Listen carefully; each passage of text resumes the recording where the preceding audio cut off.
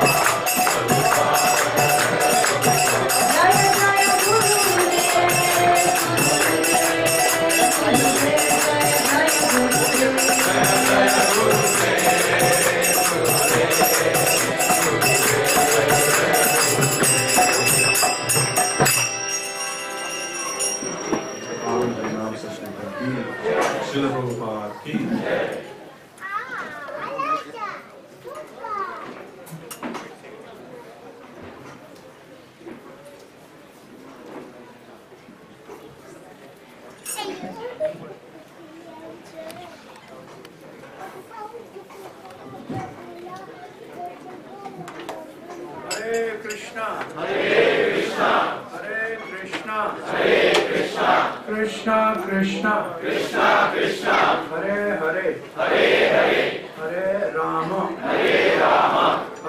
राम राम हरे हरे नमो विष्णुपादाय कृष्ण पृष्ठाय भूतले श्रीमते भक्ति वेदांत नामिने नमस्ते सरस्वती देवे गौरवाणी प्रचारिणे निर्विशेषा शून्यवादी पाश्चात्य देशतारिणे गुरवे गौरचंद्राय राधिकाय तदाल्ये कृष्णाय कृष्ण भक्ताय भक्ताय नमो नमः। हरे कृष्णा। मैं इस्कॉन बहरीन की तरफ से आज तीसरे दिन की कथा में आप सभी का स्वागत करती हूँ। कल आपने सुरसा से भेंट तथा छाया पकड़ने वाली राक्षसी का वध आदि वृतांत सुना था। आज आप प्रभु जी से हनुमान जी की सीता माता से अशोक वाटिका में भेंट तथा लंका दहन आदि का वृतांत सुनेंगे। अब मैं अंतर्यामी गौरदास प्रभु जी से निवेदन करूंगी कि प्रभु जी को आके माल्यार्पण करें।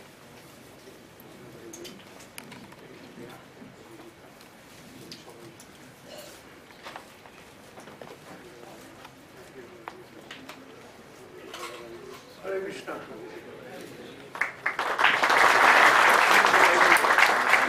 अब मैं हीरा भाई जी से निवेदन करूंगी कि प्रभु जी का आके शॉल से स्वागत करें।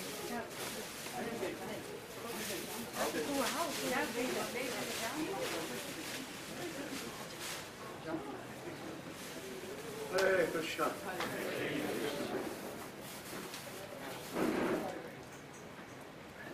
हरे कृष्णा हरे कृष्णा हरे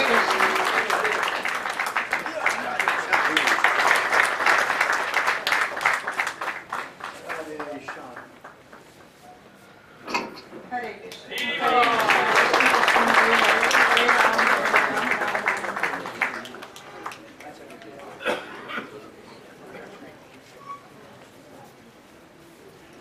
अब मैं प्रभु जी से निवेदन करूंगी कि कथा का प्रारंभ करें। ओम नमो भगवते वासुदेवाय। ओम नमो भगवते वासुदेवाय। ओम नमो भगवते वासुदेवाय। ओम नमो भगवते वासुदेवाय। ओम नमो भगवते वासुदेवाय। ओम नमो भगवते वासुदेवाय। कृष्णाय वासुदेवाय कृष्णाय वासुदेवाय। देवकी नंदनाय च देवकी नंदनाय च नंदगोपकुमाराय नंदगोपकुमाराय गोविंदाय नमो नमः। गोविंदाय नमो नमः। जय श्री कृष्ण चैतन्य जय श्री कृष्ण चैतन्य प्रभो नित्यानंद प्रभो नित्यानंद श्री अद्वैत गदाधर श्री अद्वैत गदाधर श्रीवास आदि गौर भक्त वृंद श्रीवासादि गौर भक्तवृंद। हरे कृष्णा हरे कृष्णा हरे कृष्णा कृष्णा कृष्णा हरे हरे कृष्णा कृष्णा हरे हरे हरे राम हरे राम हरे राम राम राम हरे हरे राम राम हरे हरे रामं राम अनुजं सीतां भर्त भर्त अनुजं सुग्रीवं वायुसूनं च प्रणमामि पुनः पुनः मनोज्वमारुतुल्यवेगं जितेन्द्रियां बुद्धिमतां वरिष्ठं मातात्मजं वानरयूथमुख्यं श्रीरामदूतं सरसे नमामि। श्री रामदूत हनुमान की श्री राम लक्ष्मण हनुमान की। आप सब तीसरे दिन राम भक्त हनुमान जो आचार्य है, दास भक्ति के आचार्य हैं, जो राम नाम का निरंतर सुमरण करते और आज भी इस धरती के ऊपर भक्तों का कल्याण कर रहे हैं, उनकी आज तीसरे दिन की कथा में आप सबका हार्दिक स्वागत है। कल हमने हनुमान जी का सुंदरकांड में दक्षिण भारत के समुद्र तट से लंका तक की यात्रा में भक्त भक्ति के रास्ते में चलता है तो क्या बाधाएं आती हैं और हनुमान जी ने उसके ऊपर कैसे विजय प्राप्त की, ये श्रवण किया था। पहली बाधा कौन सी थी? मिनाक पर्वत सुख सुविधाएं और भोग लेकर आया था, लेकिन हनुमान जी ने राम के काम में उसको रुकावट समझा और त्याग से उसका सम्मान किया, लेकिन भोग नहीं किया। दूसरी बाधा, हनुमान जी की बुद्धि का परिचय देवता लेना चाहते थे, नाग माता सुरसा को भेजा, जिसने मुंह बढ़ाया हनुमान ने और अपना शरीर बढ़ाया। ये दूसरी बाधा कौन सी थी? अहंकार की, मैं बड़ा हूं कि आप बड़े हो संसार में। तो इस बाधा से हनुमान ने कैसे इसके ऊपर विजय प्राप्त की? एकदम छोटे हो गए, सुरसा के मुख में चले गए, फिर बाहर निकल आए। तो सुरसा का वचन भी पूरा हुआ और निम्रता से अहंकार के ऊपर विजय प्राप्त की। तो भक्ति में ये दूसरा बाधा है। तीसरी बाधा, सिंह का छाया ग्रहणी आई, जिसने हनुमान की गति को रोक दिया, उसको नीचे खींचने लगी। ये ईर्ष्या तीसरी बाधा है। जो दूसरों का दोष देखने लगते हैं तो भगवान तो भूल जाते हैं, दूसरों को पकड़ के नीचे खींचने में समय व्यर्थ जाता है। हनुमान जी ने उसको हृदय में जाकर ईर्ष्या को हृदय से ही निकाल दिया, उसको मूल से मार दिया और आकाश मार्ग से उड़े। तब लंका में पहुंचे, लंका का निरीक्षण किया और फिर जब रात को छोटा रूप धारण करके संध्या काल को लंका में प्रवेश कर रहे थे तो लंका की वास्तु देवी, लंका की स्वामिनी लंकनी ने उसको चोर कहा। तो हनुमान ने उसको असल में क्या कहा कि चोर तो है रावण जो सीता को चुरा के गया है, मैं तो सीता का पता लगाने जा रहा हूँ, तो चोर कौन? तो उसको थोड़ा उल्टा हाथ मारा, उसके मुख से खून निकला और उसने कहा ब्रह्मा जी ने मुझे कहा था रामदूत जब ऐसे आपको हाथ मारे और रक्त निकले तो समझ लेना कि लंका का विनाश होने वाला है। अब आशीर्वाद है बेटा, आप जाओ, आप अपने काम में सफल हो। तो ये चौथी बाधा भी कौन सी थी? कल आपको अगर ध्यान में रहे तो ये हम जब भक्ति के रास्ते में चलते हैं तो हमारे अपने सज्जन संबंधी मित्र कहते हैं कि अब तुम खराब हो गए हो, सारा दिन अंदर जाते रहते हो, हमारी पार्टी में नहीं आते हो। तो ये हम सही रास्ते पे हैं, कहते नहीं तुम गलत रास्ते पे चले गए हो। तो ऐसे लोगों से भी सावधान होना चाहिए और उनको थोड़ा सा अपने काम में रहना चाहिए, केवल उनकी बातों में आके भगवान का संग नहीं छोड़ना चाहिए, क्योंकि सारी दुनिया तो छोड़ेगी संग, लेकिन भगवान तो सदा साथ रहने वाले हैं। तो इसके बाद हनुमान जी लंका के अंदर प्रवेश करके रात को सीता की खोज करते हैं और रावण के भवन में तो सीता मिलना मुश्किल था और मिली भी नहीं। तो ये चार बाधाएं रास्ते की थी भक्त के। और फिर विभीषण से मुलाकात होती है जो राम भक्ति कर रहे हैं। कैसे कर रहे हैं? हनुमान जी को क्या बोला विभीषण ने? जैसे दांतों के बीच में जीभ रहती है, ऐसे इन असुरों के बीच में मैं राम नाम का सुमरण कर रहा हूं। और फिर उसने संकेत से बताया कि अशोक वाटिका में सीता को रावण ने रखा। तो कल यहाँ तक की कथा को हमने श्रवण किया था और अब हनुमान जी उसी अशोक पेड़ के ऊपर बैठे हैं और अब निर्णय करना चाहते हैं कि मैं जिस जनक सुता राम वल्लभा सीता को ढूंढने आया हूं, क्या यही है? क्योंकि एक भक्ति रसामृत सिंधु में श्री रूप गोस्वामी लिखते हैं कि जब भक्ति की लता निकलती है ना, तो उसके साथ घास भी निकलता है। जैसे गेहूं का हरा हरा पौधा निकलता है तो साथ में हरा घास भी निकलता है, और दोनों एक जैसे लगते हैं। तो ऐसे नहीं है, जब तक सही माना में भक्ति की पहचान न हो जाए तब तक दूसरे किसी चीज को पकड़ न लें, सावधान होना चाहिए। तो ये भक्ति में भी बहुत बड़ी सावधानी है। तो हनुमान कि हम ढूंढने आए हैं भक्ति प्रदान करने वाली सीता को, तो क्या यही सीता है? तो वो प्रतीक्षा कर रहा था कि सुबह जरूर उठेगी तो सूर्य को नमस्कार करेगी। सूर्य वंश की ये रामचंद्र की प्रिय है, तो सूर्य को नमस्कार करेगी। और सुबह को हनुमान जी ऊपर छोटा रूप धारण करके बैठा हुआ था, तो देखता है कि रावण बड़ा सुंदर वस्त्र आभूषण पहनकर, बहुत सुंदर अपनी रानियों को साथ में लेकर, कई देव कन्याएं, ऋषि कन्याएं, मनोदरी आदि को लेकर सीता जी के पास आया। और आते ही उसने सीता जी की कहा, देखो इतनी सारी मुझसे प्रेम करती है, ये सब तुम्हारी सेविका बना दूंगा, तुम केवल एक बार मेरी ओर देखो, मेरी ओर एक बार केवल देखो। उस वक्त सीता जी ने एक घास का तिनका उठा के अपने और रावण के बीच में रख दिया। इस तिनके रखने के ऊपर बहुत से आचार्यों और संतों ने बहुत से भाव रखे हैं कि तिनका क्यों रखा सीता जी ने बीच में। कहते हैं नारी को अगर किसी पर पुरुष से बात करनी हो तो अपना पिता या भाई साथ में हो तो उसकी सुरक्षा से बात होती है।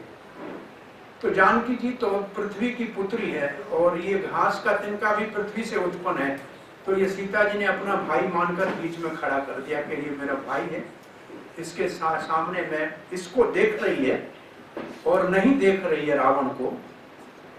तो दूसरे महात्मा ने लिखा कि सीता जी कहना चाहती है कि रावण तुम्हारे को मैं इस तिनके के बराबर भी नहीं समझती, तुम अपने आप को बहुत बड़ा लंकेश कह रहे हो, बहुत बड़ा शक्तिशाली वैभवशाली कह रहे हो। अरे सारी शक्तियां जो है वो सब निकलने का, उनका निकलने का स्थान तो लक्ष्मी है, और वो ये लक्ष्मी स्वरूप स्वयं सीता है, तो उसके सामने कोई और कितना वैभव दिखाएगा, ये तो हमारे लिए घास के तिनके के बराबर भी नहीं हो।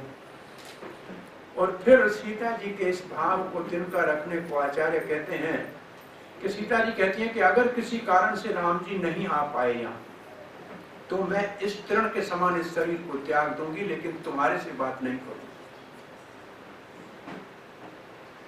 और फिर तृण को रखने से एक भाव ये भी प्रकट कर रही है कि एक बार इंद्र के पुत्र जयंत ने कौवे के रूप से मेरे वक्षस्थल पे प्रहार किया था और मेरा खून निकला था, तो राम जी ने एक तिनके के ऊपर ब्रह्मास्त्र का आवाहन किया था और जयंत को पूरे ब्रह्मांड में कहीं जगह नहीं मिली थी। तो जो रामचंद्र एक तिनके से इंद्र के पुत्र को भटका सकते हैं, तो मैं उस रामचंद्र के प्रतीक्षा कर रही हूं, तुम कौन से बड़े हो, उनकी अनुपस्थिति में मुझे चुराकर यहां लाए हो। और फिर तीसरा, उनकी दृष्टि धरती के ऊपर, तृण का मतलब एक धरती भी है जहां से तृण उगते हैं, तो वो दृष्टि अपनी धरती के ऊपर रखा है, रावण की ओर देखा नहीं है। और कहा है कि रावण तुम कहे तो तेरी ओर देखूं। कभी रात को खद्युत, गिलोवर्म कहते हैं कि गिलोवर्म के खद्युत के चमकने से कमुदनी खुलती है क्या? तुम तो गिलोवर्म हो और रामचंद्र सूर्य चंद्रमा की तरह शीतल है या सूर्य की तरह है, तुम्हारी और उनकी तुलना कहाँ है? और जब ये रावण ने सुना कि मेरे को तो ये समझ रही है गिलोवर्म और राम जी को तो सूर्य समझ रहे, तो बड़ा क्रोध आया और मारने के लिए आगे दौड़ा। उस वक्त मंदोदरी ने समझाया कि, और जब मंदोदरी कुछ कह रही थी और वो क्रोध कर रहे थे, तो कुछ और लड़कियां पीछे से कह रही थी सीता तुम डरो मत, ये ऐसे ऐसे करते हैं, ये ऐसे ही करता है, ये तुम में इतना आसक्त है, कभी तुम्हारे को नहीं मारेगा, तुम डरो मत। फिर रावण जी को क्रोध आया और उसने कहा सब राक्षसियों को कि अब इसको ऐसा डरा धमका के 1 महीना का आपको समय देती हूँ, इसको मैं दे रहा हूँ, इनको मना के और हाँ कराओ, नहीं तो फिर इसके अंग अंग काट के और मेरे पास भेज देना रसोई घर में। और ऐसे कह के क्रोध से रावण जी चला गया। और हनुमान ऊपर बहुत क्रोधित है, सीता की यह अवस्था देखकर बहुत क्रोध आया हनुमान जी को। एक बहुत अच्छा अशोक वाटिका का चित्रण लिखा था एक संत ने, तो उसने लिखा कि वो अशोक वाटिका में बहुत सुंदर एक सफेद कमल के फूल खिले हुए थे। वो हनुमान जी को दिखाने आया कि मैंने ये लिखा है, कैसा है। हनुमान बोला वो सफेद नहीं थे, लाल फूल थे। दोनों के बीच में बहुत बड़ा विवाद हो गया। मैंने सीता जी से पूछे, देखूंगा हम तो, मैंने तो यहाँ लिखा है भाव से, आपने देखा है, एक दिन गए थे वहां, लेकिन सीता तो रोज देखती होगी, उससे पूछ लेते थे रंग कैसा था। तो सीता जी से पूछा कि ये फूल सफेद था कि लाल था? बोला सफेद था। हनुमान जी ने मैंने लाल देखा। बोला बेटा तुम्हारे आंखों में इतना क्रोध था कि तुम्हारे को सफेद भी लाल दिखाई दिया उस दिन। तुम्हारे हृदय में इतना क्रोध था उस वक्त रावण के प्रति। तो हनुमान जी क्रोधित थे इतनी देर में, तो वो राक्षसी बहुत बड़ा भयानक रूप धारण करके सीता को सताने के लिए आ गई और सीता को सता ही रही थी और हनुमान ऊपर से देख रहा था। ऐसे आरंभ में आता है, जब सीता अशोक वाटिका में पहुंची तब देवताओं ने देखा कि इसका निर्वाह कैसे होगा, ये तो कुछ खाएगी नहीं, रावण का दिया होगा। तो इंद्र देवता स्वयं अमृत का पायसम में अमृत डाल के लाके सीता को कहा कि ये आप पान कर लो, जितना समय यहाँ रहोगी आप निर्बल नहीं हो सकती और आपको भूख क्षुधा नहीं लगेगी।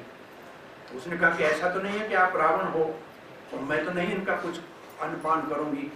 तो उसने उसका शरीर, उसका पांव धरती के ऊपर नहीं लग रहा था, तो वो देवता का प्रतीक था, तो मान लिया था। और ये सीता जी ने पान कर लिया था। और वस्त्र भी सीता जी को, जब अरण्य कांड में शुरू होता है, जहां से अयोध्या कांड समाप्त होता है, तो सीता राम लक्ष्मण तीनों अत्रि ऋषि और अनुसुईया के आश्रम में जाते हैं चित्रकूट से आगे। वहां सती अनुसुईया सीता को कभी न मैले होने वाले वस्त्र पहनाती, वो दिव्य वस्त्र आभूषण देती है और बहुत अच्छा नारी धर्म का उपदेश देती है। तो ये वस्त्र आभूषण भी सीता के पास जो थे वो दिव्य अनुसुईया माता के दिए हुए थे। अनुसुईया माता तो ब्रह्मा विष्णु और महेश तीनों की माता है। ये तीनों जिसके पुत्र के रूप में उनके घर में आए थे अत्रि के। ब्रह्मा जी चंद्रमा के रूप में उनका पुत्र है अत्रि का, शंकर जी दुर्वासा के रूप में पुत्र हैं और भगवान विष्णु दत्तात्रेय के रूप में उनके पुत्र बन के आए हैं। तो तीन की माता जिसके पास दिव्य अस्त्र आभूषण थे वो सब दिए थे सीता जी को। तो सीता जी को यहाँ वाल्मीकि जी कहते हैं वो बहुत दुर्बल थी और राक्षसियों बड़ी भयभीत कर रही थी। इतनी देर में अचानक एक वृद्ध राक्षसी, बड़ी उम्र की राक्षसी, जिसका नाम था त्रिजटा, वैसे कहीं कहीं कहते हैं कि विभीषण की बेटी थी, लेकिन कहीं लिखा है वृद्धा थी और बुद्धिमता थी, बड़ी बुद्धिमान थी और लगता है सो के आई थी। और उसने सबको कहा तुम इसको सताओ मत सीता को, मैंने अभी अभी स्वप्न देखा है, राम जी का कोई दूत यहाँ आया है और लंका को जलाएगा। हनुमान कहता है ये मेरे प्लान में तो नहीं था, अच्छा आइडिया है। हनुमान जी का अच्छा है, इससे मुझे कुछ प्रेरणा मिल रही है। और फिर कहा कि उसके बाद विभीषण राजा बनेंगे और जगह जगह राम जी की जय जयकार होगी और आपको उस वक्त कोई बचाने वाला नहीं होगा। अब आप इसको सताओ मत। राक्षसियां भयभीत हो गई, अब क्या होगा? तो त्रिजटा ने कहा जैसे राम शरणागत वत्सल है, जो उनके शरण में जाता है उसको क्षमा कर देते हैं, आप सीता के शरण में चली जाओ आप सब और सीता से प्रार्थना करो, परपन्ना हो, उनके चरण पकड़ लो तो आपका उद्धार होगा। सब राक्षसी भयभीत होकर सीता को प्रणाम करके चली गई। और त्रिजटा को सीता कहती है माता तुम कहीं से अग्नि लाओ, अब मैं शरीर को जीवित नहीं रखना चाहती, मैं अग्नि में प्रवेश करूं। त्रिजटा बहुत समझाया और फिर कहा अब तो रात होने लगी है, रात को अग्नि नहीं मिलेगी, और वो अपने घर चली गई। तो लिखा है उसको वहां घर जाना बहुत जरूरी था, क्योंकि अब तो हनुमान को आना था, उसके सामने तो हनुमान नहीं आएगा। हनुमान चुप के ऊपर बैठा है और सीता अब इतनी विरह में, राम जी के विरह में इतनी संतप्त है कि उसको आकाश में चंद्रमा भी अंगारे की तरह लग रहा है। और फिर अशोक वाटिका को प्राप्त, अशोक का वृक्ष है, उसको कहती है हे अशोक वृक्ष, आपका नाम अशोक है, मेरा शोक दूर करो, आप ही मेरे को अग्नि का अंगार दे दो। और जब ऐसे कहा तो हनुमान ने कहा ये सही समय है, जो राम जी की मुद्रिका है वो सीता के आगे मेरे को अभी डाल देनी चाहिए। उस वक्त ऊपर अशोक वाटिका से उस मुद्रिका को नीचे हनुमान जी ने सीता के सामने गिराया। और सीता ने समझा कि सीता जी समझ दिया कि अशोक को वृक्ष ने मेरे को कोई अंगारा दे दिया जलता हुआ, क्योंकि अंगूठी के ऊपर जो मणि थी वो चमक रही थी। तो उसने उठाया, बोला ये जला तो नहीं रही है, बहुत शीतल है। उस अंगूठी को देखता है कि ये अंगूठी और उसकी मणि के अंदर वो तो राम जी का नाम लिखा है, तो उसको जरा और संदेह होने लगा, राम जी की अंगूठी इधर कैसे आ गई, क्या राम जी हैं, कोई पे आया है, किसी ने चोरी की है। और फिर अंगूठी को सीता जी एक बड़ी अद्भुत बात कहती है कि राम जी को राज लक्ष्मी ने अयोध्या में छोड़ दिया, मैंने वन में छोड़ दिया, और अंगूठी तुम भी राम जी को छोड़ के आ गई, तो अब कौन स्त्री के ऊपर विश्वास करेगा कि राज लक्ष्मी ने अयोध्या में राम जी को छोड़ दिया, मैंने वन में छोड़ दिया, और अंगूठी आप भी छोड़ के राम जी को आ गई, कैसे आई हो आप यहाँ। हनुमान जी ऊपर से कहते हैं आप इसको अंगूठी कह रही हो इसलिए बोल नहीं रही है। राम जी आपके विरह में इतने सूख गए हैं कि इस अंगूठी को कंगन मानते थे कि ये बहुत बड़ा लग रहा था कि अंगूठी कंगन बन गई, आप इसको कंगन कह के संबोधित करो तब ये बोलेगी। तो फिर उस वक्त हनुमान जी ने ऊपर से देखा कि सीता बहुत व्याकुल है और पूछे तुम कौन हो, ये अंगूठी कहां से आई, कौन लाया है, कैसे आई है। और बहुत बड़ी सीता जी जब ऐसे विलाप करने लगी तो हनुमान जी ने देखा कि इस वक्त इसको पोषण करने के लिए राम कथा सुनानी चाहिए। अभी ऊपर ही बैठा हुआ है और राम कथा संस्कृत भाषा में सुनाऊं तो समझेगी कि कोई रावण है या रावण किसी रूप में आया है, ऐसी भाषा में बोलनी चाहिए जो अयोध्या में लोग बोलते हैं। तो बड़े बड़े टीकाकार लिखते हैं, गोविंद राज जी विशेष रूप से रामानुज संप्रदाय के, रामानुज संप्रदाय में वाल्मीकि रामायण उनका मूल ग्रंथ है और उसके ऊपर बहुत सारी टीकाएं उपलब्ध है, जिसमें गोविंद राज की टीका बहुत सुंदर अद्भुत टीका पूरी वाल्मीकि रामायण के ऊपर है। वो लिखते हैं कि सीता जी को हनुमान जी ने पूर्वी भाषा में, जो अयोध्या की अवधी भाषा में राम कथा सुनाई कि दशरथ के पुत्र राम लक्ष्मण अपने पिता की आज्ञा का पालन करने के लिए वन में आए, सीता रावण का अपहरण करके गया और उसके बाद राम लक्ष्मण ने सुग्रीव से मित्रता की और फिर राम ने बहुत बड़ी वानरों की सेना को इकट्ठा किया है और उनमें से एक वानर आज लंका में सीता की खोज करते हुए आया और यहाँ चुप हो गए हनुमान। तो सीता कहती है ये अमृत कथा बहुत सुंदर मेरे कानों में गूंज रही है, इससे मेरा विरह और मेरी राम जी में से जुदाई है वो कम हो रही। कौन ये मुझे अमृत रूपी कथा खिला रहा है, ये राम कथा अमृत है। इसी भागवत में तब कथा अमृतम तप्त जीवनम, जो जीवन में तप्त है ये भगवान की कथा मिटा देती है। इस कथा को सुनाने वाले भगवान को बहुत प्रिय होते हैं और भगवान के भक्त इसको बहुत सुख पूर्वक सुनना चाहते हैं। श्री चैतन्य महाप्रभु जो प्रतापरुद्र महाराज से मिलना भी नहीं चाहते थे कि राजा तो विषय होते हैं, उससे कौन मिलेगा, लेकिन भक्तों ने कहा कि जब महाप्रभु सोए हुए हैं, अब रथ यात्रा में थके हुए, बगीचे में जाके आप ये कथा गाओ। और जैसे उन्होंने गोपी गीत में ये तव कथा अमृत गाया, महाप्रभु उठ के उसको आलिंगन कर लिया, राजा कोई गले लगा लिया। तो ये कथा भगवान की कथा भक्तों को क्या, भगवान को ही आनंद देती है। सीता माता को कथा का बड़ा सुख मिला और फिर कहा कि जो ये कथा सुना रहे हैं वो नीचे आई। अब देखो सब दुनिया तो लक्ष्मी का दर्शन करना चाहती है, नारायण का दर्शन करना चाहती है, सीताराम का दर्शन करना चाहती है। आज कथा बताने के लिए धन्य हनुमान हो गया कि सीता हनुमान के दर्शन के लिए कह रही है कि नीचे आ जाओ। जिसकी कृपा कटाक्ष उसकी नजर किसी के ऊपर पड़ जाए, सीता जी की, लक्ष्मी की, राधा जी की, उसका तो जीवन धन्य हो जाए। लेकिन आज वो स्वयं हनुमान को कह रही है आप नीचे उतर के आओ, मैं आपको देखना चाहती है। इतनी सुंदर कथा सुनाई किसने? हनुमान को वानर रूप में नीचे उतरा तो तब मानव जैसे बोल रहा था, अवधि भाषा में बोल रहा था, ये वानर है। तो सीता जी ने मुंह फेर लिया। हनुमान ने हाथ जोड़ के कहा माता मैं राम का दास हूँ, आपका जन्म जन्मांतर का दास हूँ, आप कृपा करके मेरे से मुंह नहीं फेरिए। और सीता ने विश्वास करने से पहले पूछा कि आप राम और लक्ष्मण का बताइए कि रंग कैसा है। राम तो सांवले हैं और लक्ष्मण गोरे हैं। बोला आप तो उनके सेवक हो तो चरण दबाते होंगे ना, जो चरणों में कैसी रेखा है ये बताओ, भुजाएं कैसी, वक्षस्थल कैसा है। ऐसे ऐसे प्रश्न पूछे हनुमान से। इससे क्या संकेत मिलता है? हम मंदिर में जाते हैं ना, आप लोग मंदिर में जाते हैं, भक्त मंदिर में जाके कैसे दर्शन करता है भगवान का और सामान्य लोग कैसे करता है। सामान्य लोग मंदिर में जाएंगे, देखेंगे बहुत अच्छा मंदिर बनाया है, लाइटें अच्छी लगी हुई हैं, डेकोरेशन अच्छा है, लेकिन भगवान की तरफ दृष्टि नहीं जाती। लेकिन जब हनुमान से पूछा जा रहा है, हनुमान शिक्षा दे रहे हैं कि जब मंदिर में जाए भगवान को देखें तो उनके चरणों से देखना शुरू करना चाहिए। पहले भगवान का दर्शन चरणों से करना चाहिए, क्योंकि सभी भगवान के चरण को ही शास्त्र ने कहा है ऐसी नाव है, ऐसी बोट है जिसका केवल दर्शन करने से भवसागर पार हो जाता है।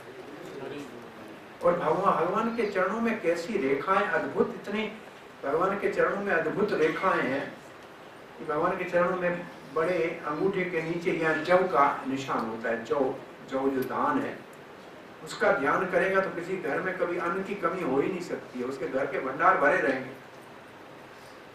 उसके नीचे अंकुश का, जो हाथी को पकड़ने वाला अंकुश है, उसका निशान है। और जो उसका ध्यान करेगा उसका मन और इंद्रियां हमेशा वश में रहेगी, जैसे हाथी को छोटा सा अंकुश वश में रहेगा। उसके नीचे एक वज्र, जो इंद्र के हाथ में, वो वज्र का निशान है।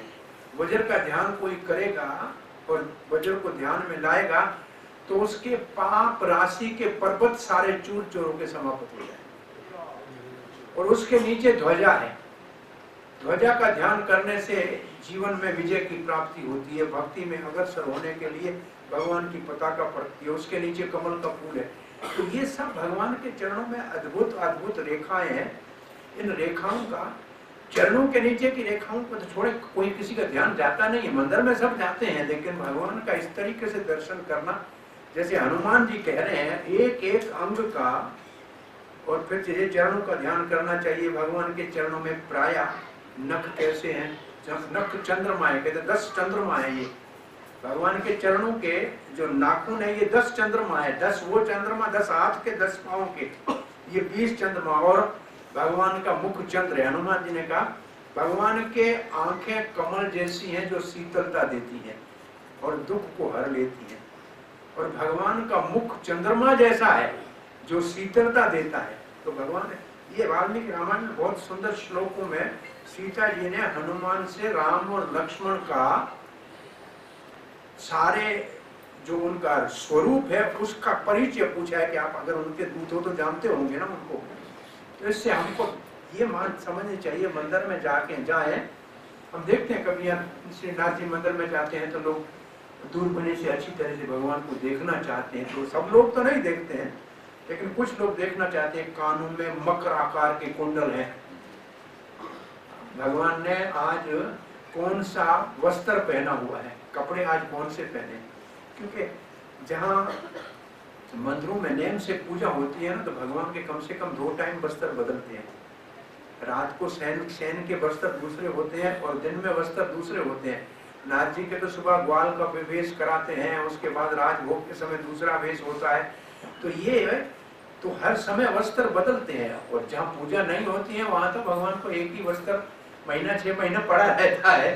तो ये पूजा नहीं है, उसमें वो भाव नहीं है। तो भाव वाली जो बात है, हनुमान जी से जब ये पूछा और तब सीता को संतुष्ट हो गया कि ये निश्चित रूप से राम जी का दूत है। और तब सीता अपने भाव के बारे में पूछती है, क्या राम जी जो अपने सेवकों को सुख देते हैं, मेरा कभी आप लोगों से चर्चा करते हैं? क्या मेरी आंखें फिर उस सावले सलोने राम जी के रूप को देख सकेंगी? ये अपने भाव को सीता जी हनुमान से पूछती है। हनुमान कहता है, मेरे को यहाँ तक उन्होंने आपकी सुधि लेने के भेजा है और हर समय वो आपके सुमरण करते हैं और आप तत्काल राम जी, माँ मैं आपको अभी मेरी पीठ के ऊपर ले जाके राम जी के पास ले जा सकता हूँ, मैं ये कर सकता हूँ अभी। लेकिन राम जी ने ये आज्ञा नहीं दी। पहले कहा मैं वहां आपको अभी ले चलूं। वाल्मीकि जी कहते हैं सीता ने कहा, बेटा तुम ले जा सकते हो, लेकिन रावण मुझे चुरा के वहां से लाया और तुम यहां से चुरा के ले जाओ तो दोनों में अंतर क्या रह गया? अगर राम जी आएंगे और अपने प्रभाव से रावण को परास्त करके और फिर मेरे को ले जाएंगे तो इसमें राम जी की कीर्ति होगी। और दूसरा, तुम मेरा बेटा हो, पुत्र हो मेरे हनुमान, फिर भी मैंने कभी सोच विचार कर किसी पर पुरुष का स्पर्श किया नहीं। ये रावण मुझे बल बस लेके आया है, लेकिन आप लोगों को राम कथा 1.5 साल पहले सुनाई थी, तब आपको ध्यान होना चाहिए कि रावण राम जी की नित्य प्रेषित सीता को तो स्पर्श कर ही नहीं सकता। सीता जी असली तो अग्निदेव के पास रह गई और रावण कौन सी सीता को ले गया था? छाया सीता। तो छाया सीता को ही रावण हाथ लगा सकता था, रावण सीता को हाथ नहीं लगाता। वैसे रावण है कौन, ये भी आप लोगों को अगर ध्यान में आए तो भागवत में तो लिखा है कि रावण विष्णु भगवान के वैकुंठ के दरवाजे के ऊपर जय और विजय नाम के 2 सेवक हैं, जो 4 कुमारों के श्राप से पहली बार हिरण्याकश और हिरण्याकशिपु बने और दूसरी बार रावण और कुंभकर्ण बने। तो भले वो राक्षसों का अभिनय कर रहे हैं, लेकिन जानते हैं कि ये वैकुंठनाथ की प्रिय लक्ष्मी साक्षात सीता है, तो वो लीला भले करे। भगवत गीता में एक श्लोक आता है, काम क्रोध लोभ नरक द्वारा। काम क्रोध और लोभ नरक के द्वार है और ये 3 जन्मों में असुर बन के जो आए हैं, पहले हिरण्याकशिपु लोभ का प्रतीक है, रावण काम और शिशुपाल क्रोध। तो ये 3 असुरों के काम क्रोध लोभ का दर्शन कराया भगवान ने लीला में कि ये भाव जिसके हृदय में ऐसे भाव आएंगे वो नरक के रास्ते में जाए। वैसे रावण को तो काम रूप ही माना गया है और काम मन की बिगड़ी हुई अवस्था है। मन की बिगड़ी हुई अवस्था को काम कहते हैं। तो असल में होना क्या चाहिए? हृदय में प्रेम।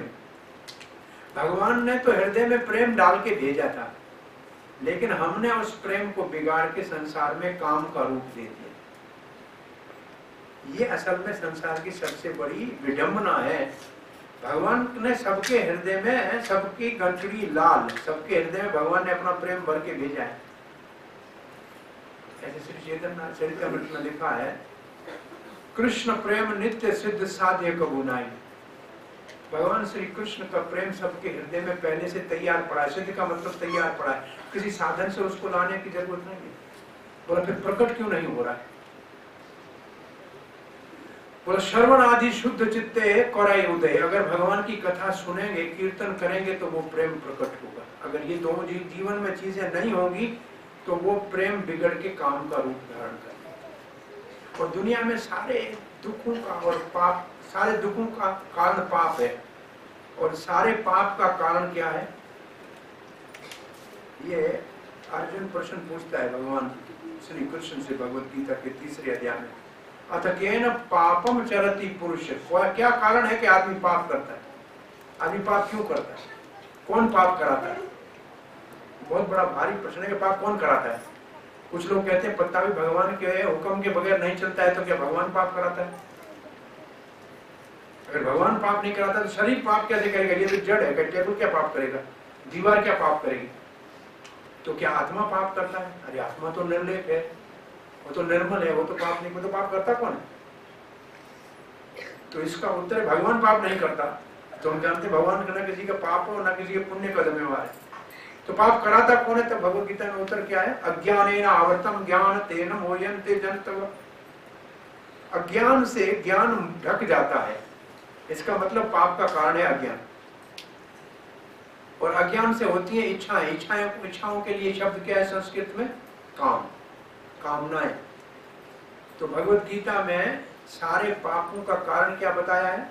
कामेश क्रोधेश रजोगुण समुद्भव माष्णो महापापमा विद्या वेरिणाम। हमारा सबसे बड़ा वेरी ये काम है। ये प्रेम था जो काम में परिवर्तित हो गया, हमने उसको बिगाड़ा है, विकृत कर दिया है। तो ये वापस प्रेम कैसे बने और प्रेम प्रकट कैसे हो? असल में ये श्रवण आदि, ये जो आप कथा श्रवण कर रहे हैं ना, ये काम को प्रेम में परिवर्तित करके प्रकट करने का मूल साधन है, मुख्य साधन है। कभी आपको उदाहरण दिया होगा, एक भारत में, यहाँ तो नहीं, भारत में पानी के नल होते हैं जिसको हैंडपंप कहते हैं। हैंडपंप चलाने से पानी निकलता है, लेकिन मई जून के महीने में बहुत गर्मी होती है और गर्मी के कारण बीच में वैक्यूम हो जाता है, हवा भर जाती है। तो नल को चलाते हैं तो पानी नहीं आता है। पानी धरती के अंदर खत्म नहीं हुआ है, लेकिन नल से पानी निकलता नहीं है। तो समझदार लोग क्या करते हैं? ऊपर से बाल्टी से 2-3 जग पानी डालते हैं और जैसे पानी डालते हैं हवा निकल जाती है, फिर नल चलाएंगे, पानी आ जाएगा। ऐसे हमारे हृदय में प्रेम भरा हुआ है, बीच में ये काम का थोड़ा सा हवा भर गई, इसलिए 2-4 बाल्टी कथा की पढ़े, ये 4-5 दिन भक्तों की कथा सुने, भगवान की कथा सुने,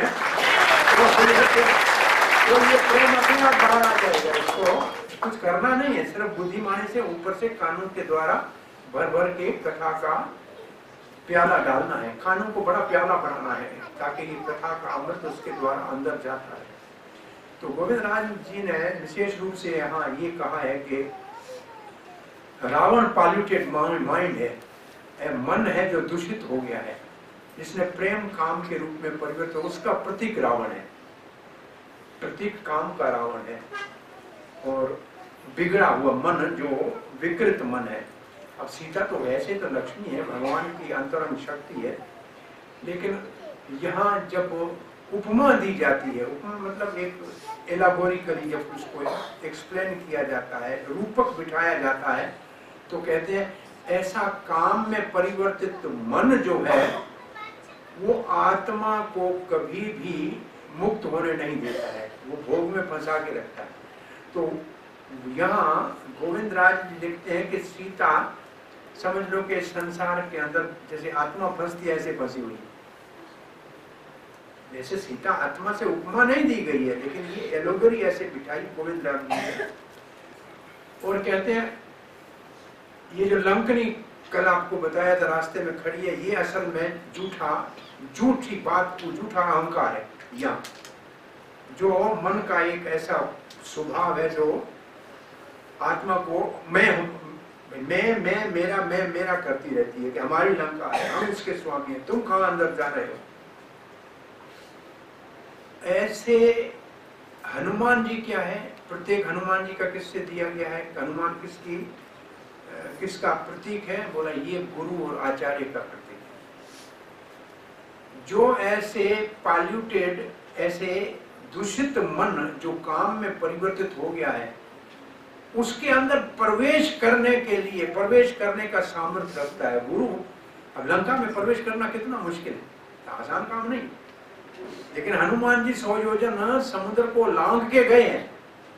इससे एक सिद्धांत रामानुज आचार्य संप्रदाय में ये मानते हैं कि हम संसार में जीव तो आके दुख भोगते हैं, लेकिन भगवान हमारे लिए हमसे ज्यादा चिंतित है।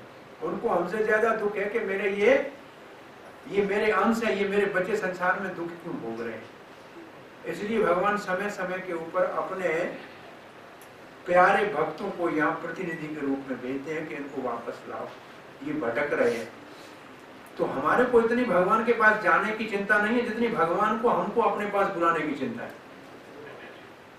असल में भगवान को जितनी चिंता है, हमारे जैसे बच्चों को इतनी ज्यादा परेशानी नहीं होती है कि माता पिता का कुछ सेवा करने। माता पिता को बच्चों के पालन की बहुत चिंता रहती है, सारा जीवन उनका बच्चों के हित के लिए ही होता है। तो भगवान को तो माता भी पिता भी सब कुछ कहा जाता है।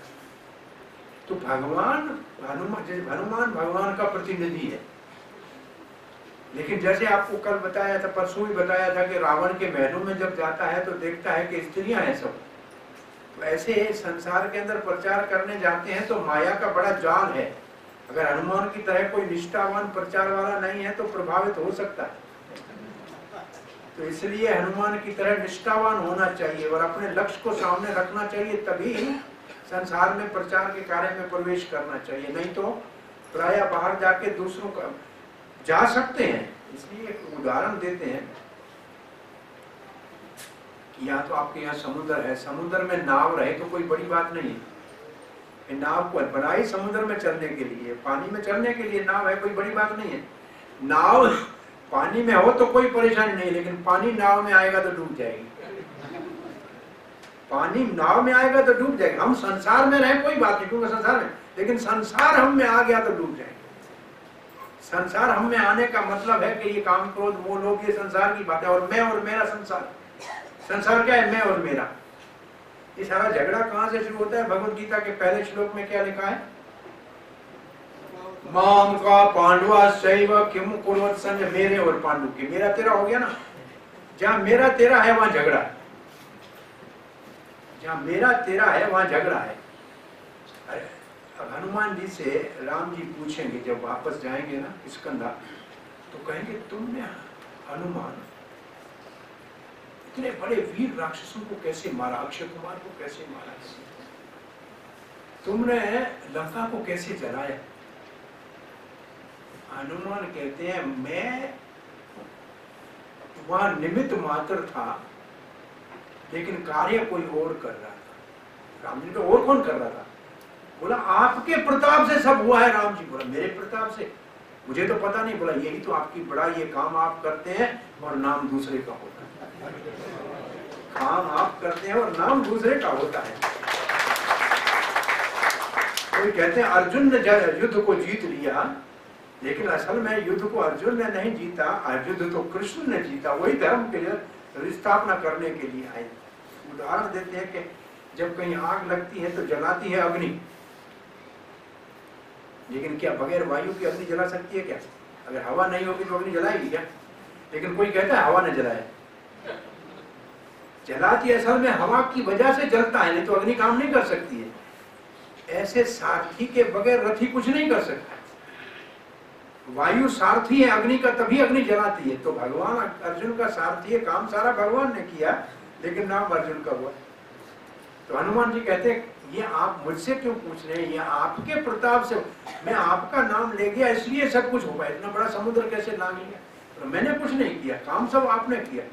और भगवान श्री कृष्ण तो ये खोल के कहते हैं निमित्त मात्र भव सवे साचन, तुम केवल मेरे निमित्त मात्र बनो, निमित्त मात्र बनो। और प्रभुपाद जी क्या कहते हैं अमेरिका में? मैं कठपुतली हूँ, कृष्ण जैसे आप नचाना चाहते हो वैसे नचाओ। मेरा अपना कोई सामर्थ्य नहीं है, न बल है, न बुद्धि है, न ज्ञान है। लोग मुझे भक्ति वेदांत कहते हैं, लेकिन मैं तो शून्य हूँ भक्ति का। लेकिन मैं एक कठपुतली बन जाता हूँ, आपको जैसे चाहे वैसे मुझे नचा लो। तो ये जो समर्पण है भगवान के हाथों में, निमित्त मात्र भव सवे साचन। एक आदमी को सेना में भर्ती, कभी कभी जबरदस्ती सेना में भर्ती करते हैं, तो सेना में भर्ती करने के लिए ले गया। वो डर रहा था, उसकी आई की टेस्ट करने के लिए कहा देखो सामने दीवार पे कहाँ है? बोला दीवार कहाँ है?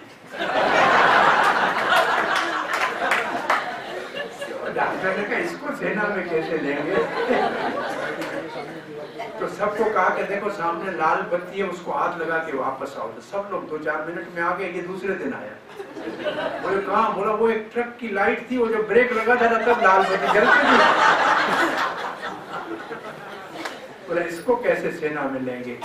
फिर दूसरे दिन वो दोबारा उसको चकास के लिए जा रहे थे, हमको मिला। हमने बोला सुनाओ तुम्हारा क्या हुआ? बोला क्या क्या हुआ? मैं रात को सोया था, शत्रु को मैंने देखा, मेरे को बड़ा क्रोध आया, मैंने तलवार हाथ में उठाई, हाथ काट दिया उसका, पांव उसका काट दिया, उसका दूसरा हाथ काट दिया। मैंने बोला इतने सारी मेहनत क्यों की, गले के ऊपर क्यों नहीं चलाया? बोला वो तो पहले ही कटा हुआ था। गला तो पहले ही कटा हुआ था, तो मरे को मार रहा था, वो भी स्वप्न में मार रहा था। तो असल में हम तो ये सारा कार्य करते हैं, वो मरे हुए को मार रहे हैं। काम तो भगवान ने करके रखा है। निमित्त मात्र की परिभाषा ये है, निमित्त मात्र की परिभाषा ये है कि आप सब इंस्ट्रूमेंट बन जाओ। और भगवान इतना, भगवान किसी को पूछा कि आप इतने महान क्यों हैं? बोला भगवान की महानता ये है कि सबसे बेकार जो होता है उससे बड़े से बड़ा काम ले सकते हैं।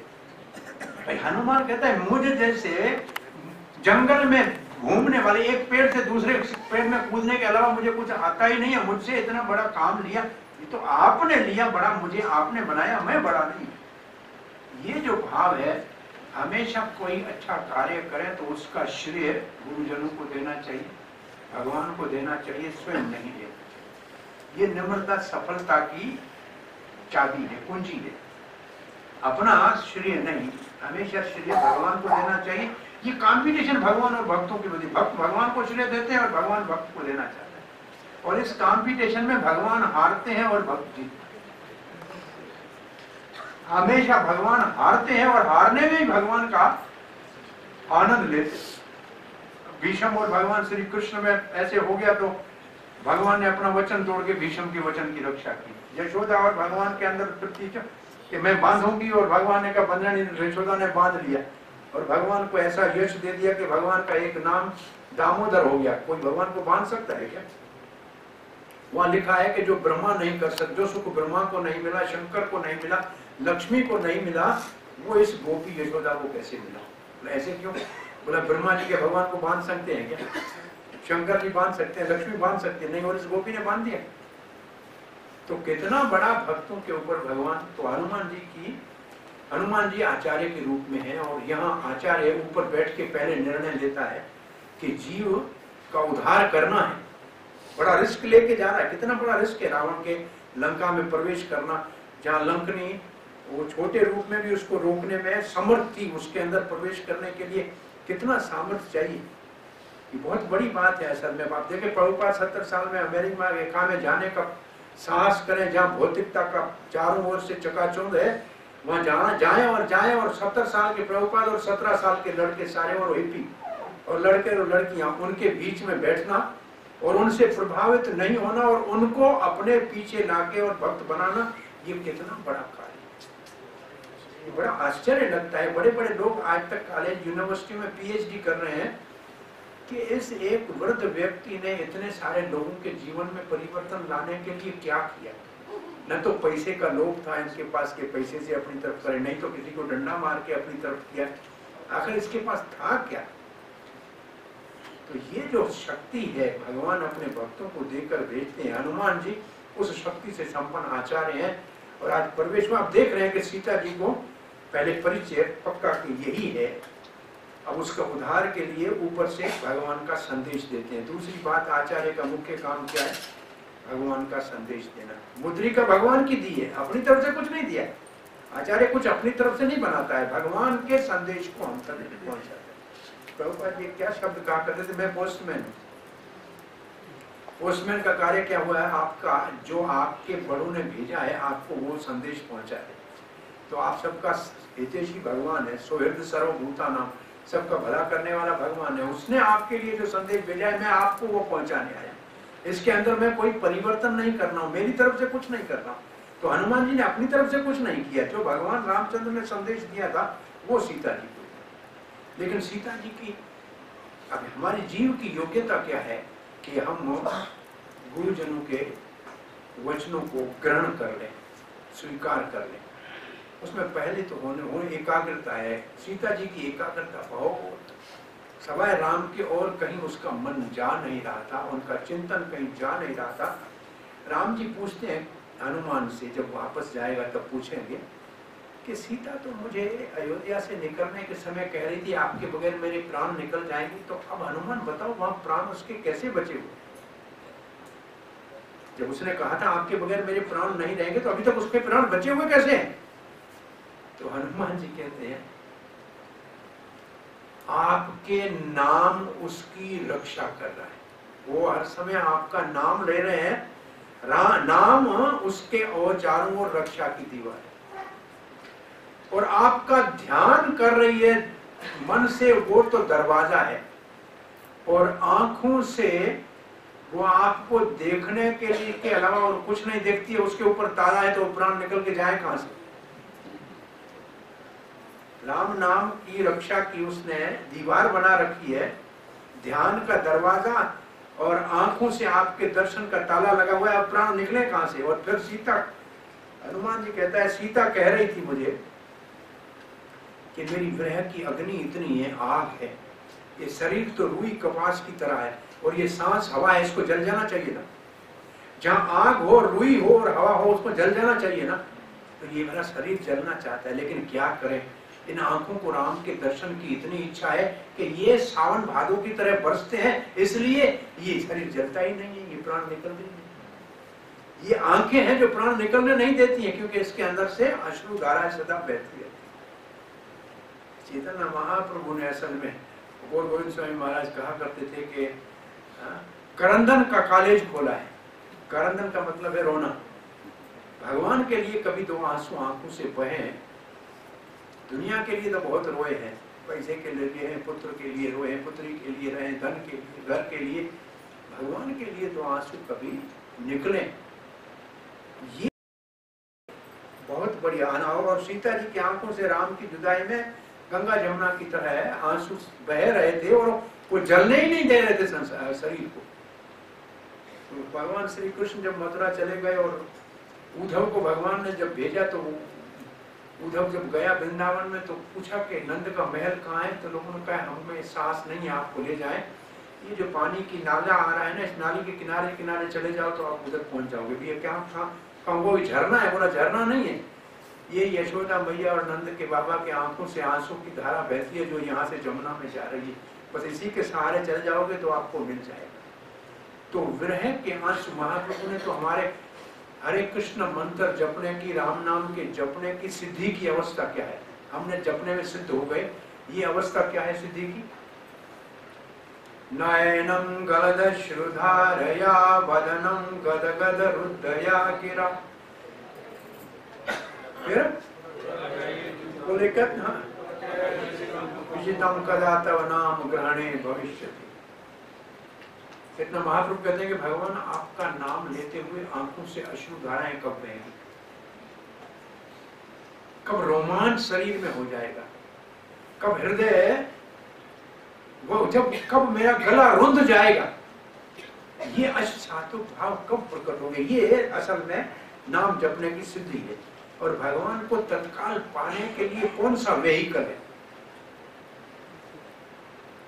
भगवान श्री कृष्ण द्वारका में बैठे थे, रुक्मणी माता भोजन परोस के सामने रखा था, भगवान ने हाथ में भोजन लिया, लेकिन यहाँ तक लाके रुक गए। रुक्मणी का खा नहीं रहे द्वारकाधीश। बोला मेरा भक्त संकट में।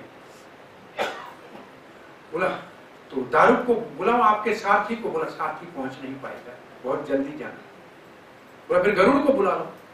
बोला गरुड़ की गति भी वहां पहुंचाने में देर कर दी। और इतनी देर में 1 सेकंड गुजरा तो उन्होंने प्रसाद खा लिया। बोला अब कैसे पहुंचे? बोला एक और ऐसा वेहिकल है, ऐसा साधन है जो गरुड़ से भी तीव्र गति से मुझे पहुंचाता है, दारूक की गति से भी तेज जाता है। बोला कौन, क्या है ऐसा भगवान? बोला भक्त के आंखों से जब आंसू गिरते हैं ना, वो सबसे स्विफ्ट वेहिकल है मेरे को अपने पास बुलाने। आंखों से, अरे असल में वाल्मीकि जी कहते हैं मैंने रामायण में करुणा रस भर के लिखा है, और विशेष रूप से अयोध्या कांड करुणा रस से परिपूर्ण भरा हुआ है। और जब ये आंखों से आंसू निकलते हैं तो असल में हृदय के अंदर जो हमने माया की मूर्तियां बना के रखी हैं वो सब पिघल जाती हैं। क्योंकि जहाँ आंसू बहते हैं, आंसू तो बहते हैं तो अंदर में गर्मी होती है, तब बहते हैं ना, तो वो अंदर वो जो माया की मूर्तियां हैं वो पिघल जाती हैं, और भगवान की कथा से जो भगवान की सुंदर छवि सीताराम जी की है वो हृदय में आके विराजमान हो जाती है। तो असल में ये सही माना में कथा के भावों को अगर ग्रहण करेंगे तो ये हार्ट का ट्रांसप्लांटेशन है, बदल जा, दिल बदलना है। अंदर की पुरानी मूर्तियां माया की निकाल के उसकी जगह भगवान राधा कृष्ण की मूर्ति, सीताराम की मूर्ति को अंदर स्थापित करना है। लेकिन इस कथा करने के लिए करने वाला भी हम उसके योग्य नहीं है। करने वाला उस भाव से परिपुष्ट हो, तब ये हृदय में परिवर्तन कर सकता है। तो हनुमान जी ऐसी कथा करने वाले हैं जिनकी कथा सुन के सीता माता उनका दर्शन करने के लिए उनका हृदय द्रवित हो गया। तो बताओ कितना हनुमान की कथा में रस होगा। राम कथा सुनी कभी का रसिया, पहले तो सुनने में उसको बड़ा रस आता है। कहते रसिक कहते हैं किसको, कथा में रस किसको आता है। एक उदाहरण देते हैं कि रसिक किसको कहते हैं।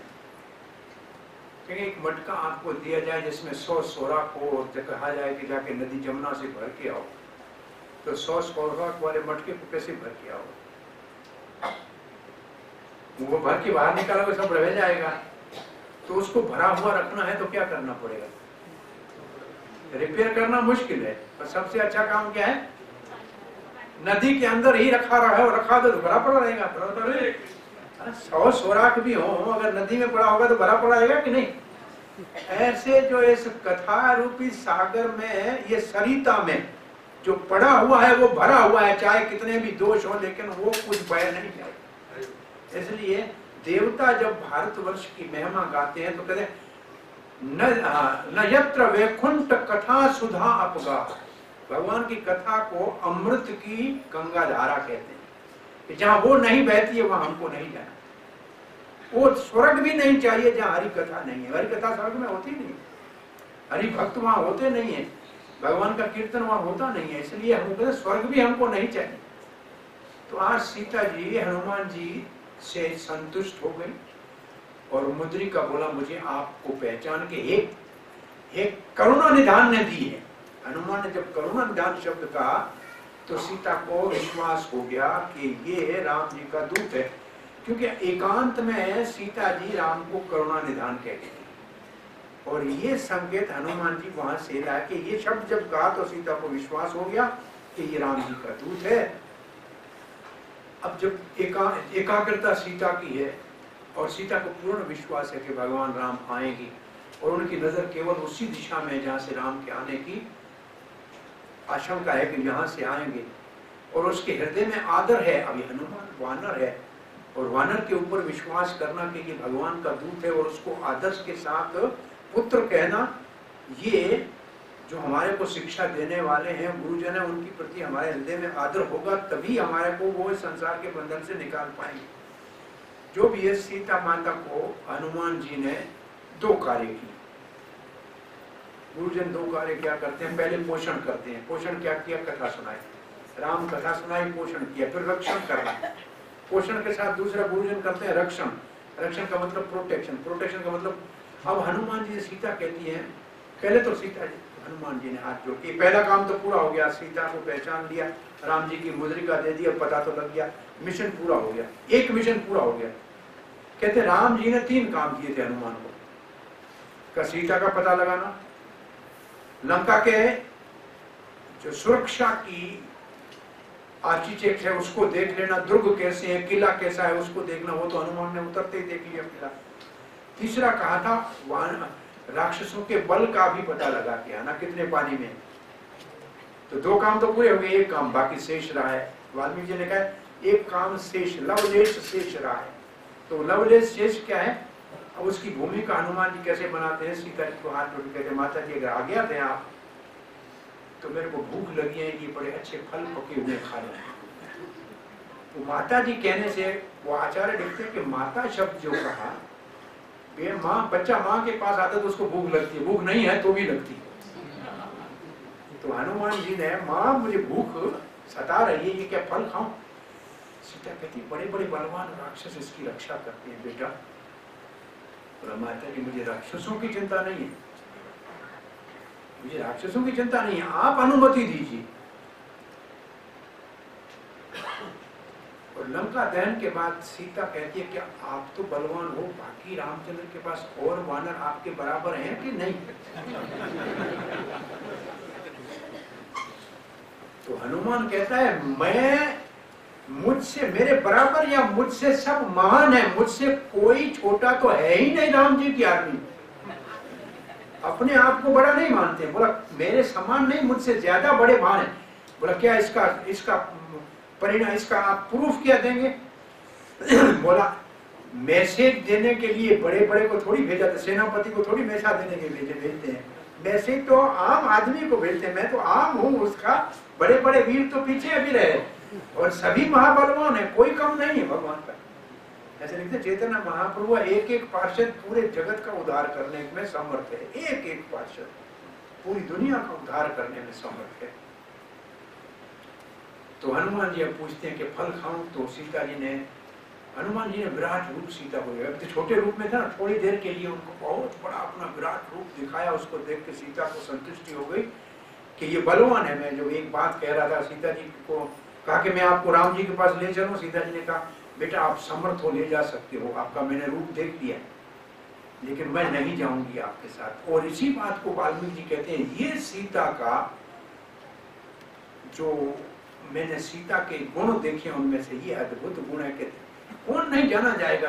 वो राम के विरह में हनुमान कहते हैं मेरे पीठ के ऊपर बैठो, मैं आपको ले चलता हूं। तो वो जाने के लिए तैयार क्यों नहीं? कारण क्या बताए? दो कारण बताए। क्या? पहला ये कि चोरी आप ले जाएंगे, चोरी रावण लाया, तो दोनों में अंतर क्या रह गया? राम जी आएंगे और अपने प्रताप से ले जाएंगे तो उनकी कीर्ति होगी, ऐसे जाने में राम की अपकीर्ति होगी। स्वयं अपने लिए नहीं सोच रही मैं दुख भोग रही हूँ, राम की अपकीर्ति नहीं होनी चाहिए ऐसी। और दूसरा कहती है मैंने पर पुरुष को स्पर्श किया नहीं है जानबूझकर। रावण मुझे बलात् लेके आया था, लेकिन अब मैं जानबूझ के आपकी पीठ के ऊपर चढ़ के जाऊं। आप मेरे पुत्र है, लेकिन ये शोभा नहीं देता। और तीसरा, आप मेरे को उठा के जाएं, हो सकता है राक्षस आपसे युद्ध करें, आपको संकट हो और आप वापस रामचंद्र को समाचार भी न दे सके, तो मैं आपको संकट में डालना नहीं चाहती, इसलिए मैं यहाँ प्रतीक्षा करूँ। ये सीता की मानता है। और उसके बाद फल खाने की आज्ञा देने से पहले सीता कहती है राम जी के चरणों का ध्यान करके बेटा जाओ, मौज करो, फल खाओ। और फल खाने के लिए हनुमान जी ने फल खाया और पेड़ों को उखाड़ा। तो पेड़ों को क्यों उखाड़ा? इसके ऊपर बहुत बड़े भाव लिखे। तो पेड़ों को इसलिए उखाड़ा कि रावण ने सारे देवताओं, पवन देवता को कहा था कि ये मेरे जो सारे बगीचे हैं इनको जरा पतझड़ में पान पत्ते गिराया कर। बोला मेरे पिता, मैं जगत पिता का काम करने आया हूँ, अपने पिता का भी कुछ हित करूँ। ये वायुदेव को काम में लगाया है, पेड़ ही उखाड़ दूंगा तो कम से कम उसका कुछ काम कम हो जाएगा। कि पेड़ ही उखाड़ देने का कारण दूसरा क्या बताया? बोला मैंने इनका फल खाया है, मैं राम बाण बन के यहाँ आया हूँ, अब इनका उद्धार भी करना चाहिए। कब तक ये रावण को फल खिलाएंगे? इसको जड़ से ही उखाड़ के इनको ही भगवान की प्राप्ति करा दूं, और क्या करना। तो ऐसे पेड़ उखाड़ने के ऊपर बहुत बड़े सुंदर भाव लिखे हैं असल में। और भावों को पढ़ते हैं तो बड़ा रस मिलता है कि आखिर पेड़ सब क्यों उखाड़े। फल खाता गया, पेड़ उखाड़ता गया, तो वहां प्रहस्त नाम का एक असुर था जो उसकी रक्षा करता था। उसका बेटा था, उसका नाम था जामुली। और वो तो ऐसा हो गया, दिखाएगा लोग तो मदरा पीते हैं, वो मदरा पीना टाइम नहीं था उसको, एक उसने तालाब बनाया था, उसके अंदर पड़ा होता था। उधर ही पीता था, फिर उसी में पड़ा होता था। तो प्रहस्त आया, हनुमान जी को कहा पेड़ क्यों उखाड़ रहे हो? बोला भूख लगी है, फल खा रहा हूं। और मैं क्या करूं, वानर हूं, पेड़ उखाड़ने में हाथ खुजली कर रहे हैं, इसलिए पेड़ उखाड़ रहा हूं।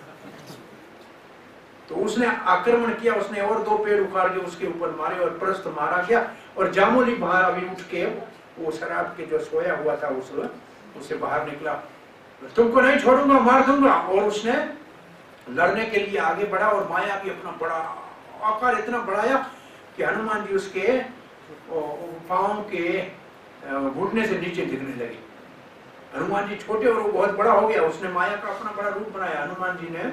और बहुत सी सेना लेके हनुमान से लड़ने आया। वो आंखें बंद करके देखा है, तब तक आंखें खोलता है, देखता है केवल 2 गोले सामने पड़े, ना आंख है ना मुंह है उसमें। तो क्या है? हनुमान जी ऊपर से कहते ये मेरे घुटने हैं। तो जामुनी हनुमान जी के घुटने तक रह गया और हनुमान जी और उससे बड़ा हो गया और उसको ऐसे उसकी नाभि में उंगली डाल के ऐसे उठाया बोला अब देखो मेरे को देख रहे हो कितना ऊपर हूं मैं, और उधर से ऐसे घुमाया, वो नाभि में उंगली घुमा के उसने बोला मेरी सेना, बोला वो पहले ही मैंने एक स्लेब पूरा महल का उठा के उसके ऊपर डाला, वो मर गई और सुख पूर्वक तुम भी अब भगवान को प्यारे हो जाओ। अब पहले पेड़ उखाड़े और फिर जामुनी और प्रहस्त को मारा और फिर उसकी सेना की चौथा ऐसा सेना रावण का समाप्त किया। रावण ने अपने पुत्र अक्षय कुमार को भेजा। अक्षय कुमार लड़ने के लिए आया, उसकी नौजवान को रूप को देख के हनुमान ने कहा बेटा तुम वापस चले जाओ, मैं तुम्हें मारूं ये मुझे अच्छा नहीं लगता है। आकाश में दोनों का युद्ध हुआ और आखिर में जैसे गरुड़ सांप को घुमाता है ऐसे अक्षय कुमार को घुमा घुमा के हनुमान जी ने नीचे पटक दिया। अक्षय कुमार के मरने के बाद रावण ने अपना सबसे ज्यादा बलवान पुत्र मेघनाद को भेजा, और जैसे मेघनाद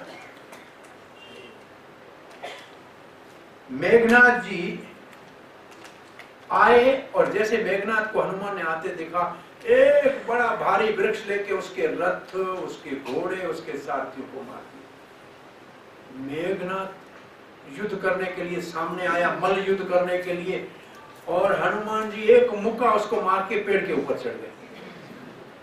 अब मेघनाद कहता है युद्ध करके इससे पूरे नहीं पड़ेंगे, ब्रह्मास्त्र का मेघनाद ने आह्वान किया। हनुमान ने कहा ब्रह्मा जी ने मुझे कहा था कि उसका अस्त्र मेरा कुछ बिगाड़ नहीं सकता, मुझे मालूम, लेकिन ब्रह्मास्त्र का सम्मान करना चाहिए और ये मुझे बांध के ले जाएगा तो कम से कम रावण को देख तो लूंगा, उससे दो बातें कर लूंगा। तो इसलिए वो ब्रह्मास्त्र जैसे मेघनाद ने मारा, हनुमान चुप करके उसके आदर में खड़े हो गए और ब्रह्मास्त्र में बंध गए। और मूर्ख राक्षसों ने क्या किया, ब्रह्मास्त्र के बाद रस्सी से बांधा, और ब्रह्मास्त्र का नियम है कि उसके बाद और कोई रस्सी डालेंगे तो ब्रह्मास्त्र छोड़ देगा। तो असल में ब्रह्मास्त्र चला गया, रस्सी से बांधा, लेकिन हनुमान ने छुड़ाया नहीं, बोला मैं देखना चाहता हूँ लंका कैसी। अब इसको बांध के लंका के अंदर से ले जा रहे हैं और ये लंका के अंदर से सीधे रावण के दरबार में ले जाया गया हनुमान जी को। रावण को पहले से क्रोध था, लेकिन इस वानर को देख के कहा तू कौन है, किसका दूत है, कहां से आया है, तुमने ऐसे साहस कैसे किया, मेरा सुंदर बगीचा क्यों बिगाड़ दिया। अंदर से हनुमान कहता है तुम सीता को दुख देता हो, मैं तेरे को दुख देना चाह रहा था, तुम्हारे बगीचे को बिगाड़ दिया, तुम दुख भोगो। लेकिन कहता है मैं दूत हूं, मुझे कोई बैठने का स्थान तो दीजिए। बोला यहाँ पशुओं को बैठने के लिए कोई जगह नहीं है। बोला क्या पशुओं से कम है, उनको जगह है यहाँ। Those who are less than animal they can sit here. Hanuman ji कोई बात नहीं, आप नहीं जगह देते हैं तो मैं अपनी जगह स्वयं बना लेता हूँ। अपनी पूंछ को बोल बोल करके इतनी बड़ी कर दी। हनुमान का आसन रावण के सिंहासन से थोड़ा 2 फुट ऊपर हो गया। अब हनुमान विराजमान हो गए बैठे, और रावण को क्रोध, पहले तो हंसे, ये वानर ऐसे यहाँ इतना साहस करके कैसे आया, किसके सहारे तुम इतना साहस कर रहे हो। तब अक्षय कुमार की याद आई अपने पुत्र के मरने की, फिर थोड़ा शोक हुआ और क्रोध भी आया, किसके सहारे। हनुमान कहते हैं जिसकी थोड़ी शक्ति से आप इतना बड़ा अपने आप को लंकेश कह रहे हो ना, जिसकी शक्ति से ये संसार की सृष्टि होती है, मैं उस श्री रामचंद्र का दूत हूं। आप कहते हैं, और रावण कहते तुम मुझे पहचानते नहीं हो। मैं आपको क्या पहचानूं, हमारे बाली के साथ आप युद्ध करने गए थे ना, है ना? लेकिन उसकी लाज रख ली कि तुम्हारे को कांख में दबा के रखा था 6 महीना, ये नहीं बताया। बोला सहस्त्र बाहु अर्जुन से एक प्रसंग आता है कि रावण को किसी ने परास्त किया क्या। बोला एक तो सहस्त्र वीर अर्जुन, कार्तविक अर्जुन था, वो उसके 1000 बाजू थी। वो नर्मदा नदी में स्नान कर रहा था और रावण वहां पूजा कर रहा था, तो उसने हाथ लंबे किए, पानी से रावण की सामग्री बह गई और रावण से लड़ने गया।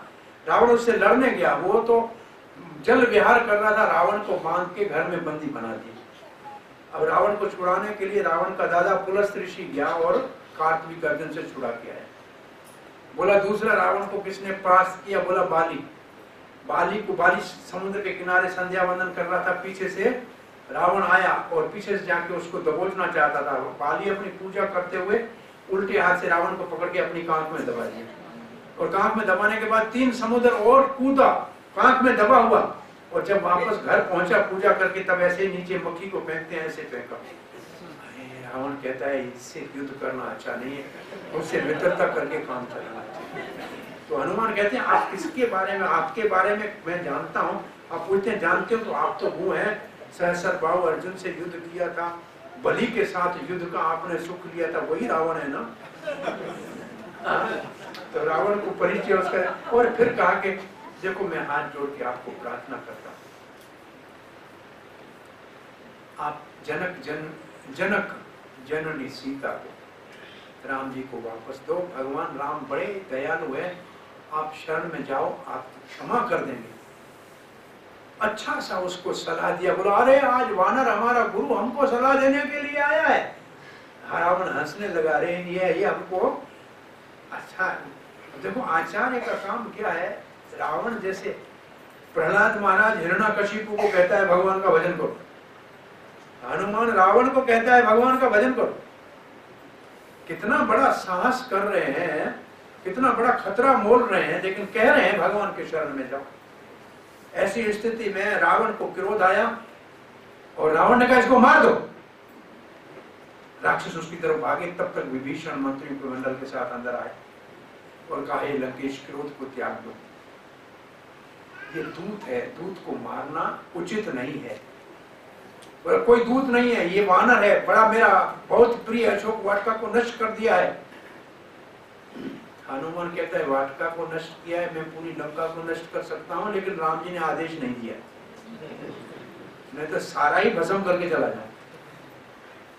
तो विभीषण ने कहा कि आप दूत को अंग भंग कर सकते हो, कोई उसको दाग लगा सकते हो, उसके ऊपर कोई चिन्ह अपना लगा दो, उसके दांत से हमारा, उसके बाल काट सकते हो, लेकिन मृत्यु दंड दान नहीं देना चाहिए। तो रावण ने कहा ठीक है, वानरों को अपनी पूंछ के ऊपर बड़ा गौरव होता है, इसकी पूंछ में आग लगा दो।